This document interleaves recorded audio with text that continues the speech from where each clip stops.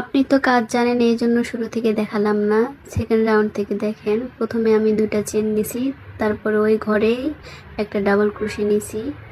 এটা round complete করার পর দেখেন, যে ঘর থেকে একই ঘরে দুইটা নিছি ওই ঘরে আরও একটা ডাবল ক্রোশে করে নিচ্ছি। করে নেওয়ার পর স্লিপ টিচটা কোথা থেকে নেব জানেন? প্রথমে দুইটা যে চেন নিছি, তারপর ওই ঘরেই যে একটা ডাবল ক্রোশে নিছি, সেই ডাবল ক্রোশের মাথায়, এই যে মাথা থেকে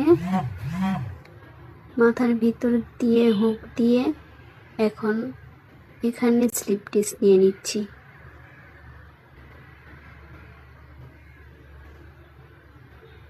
এই তো, তারপরে আবার এই ঘরে আমি দুইটা চেন নেব। এখানে কোনো সময় তিনটা চেন নেবেন না, দুইটা নেবেন।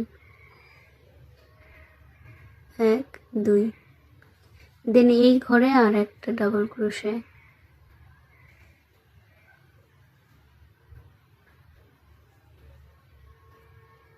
তারপরের কাজ তো আমরা জানি, থার্ড রাউন্ডে যে কাজগুলো হয় সেটাই।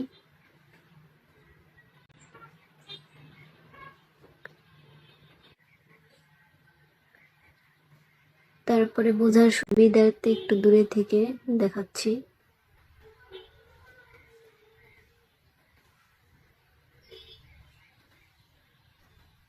এখন একই ঘরে দুইটা ডাবল ক্রোশে নেওয়ার পর মাঝে একটা তো সিঙ্গেল একটা ডাবল ক্রোশে নিতে হবে।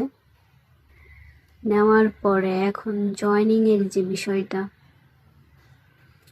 আবার ভালো করে খেয়াল করেন, দেখার সুবিধার্থে আবার করতেছি। যে প্রথম যে ঘর থেকে দুইটা চেন আর একটা ডাবল ক্রোশে নিয়েছিলাম, ওই ঘরে একটা ডাবল ক্রোশে করব।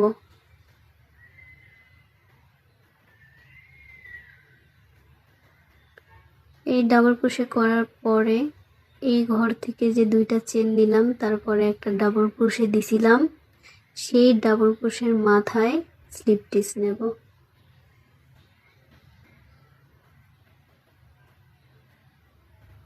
এই যে এইভাবে স্লিপ টিচ নেওয়ার পরে বাকি কাজগুলো তো আমরা জানি কিভাবে করতে হবে। এইভাবে করতে থাকলে মানে আপনি যে জয়েন্টটা দিচ্ছেন বা পুরা কাজ করে দেখবেন, আপনি কোথা থেকে জয়েনিং শুরু করছেন আর কোথায় শেষ করছেন এটা কেউ বুঝতে পারবে না।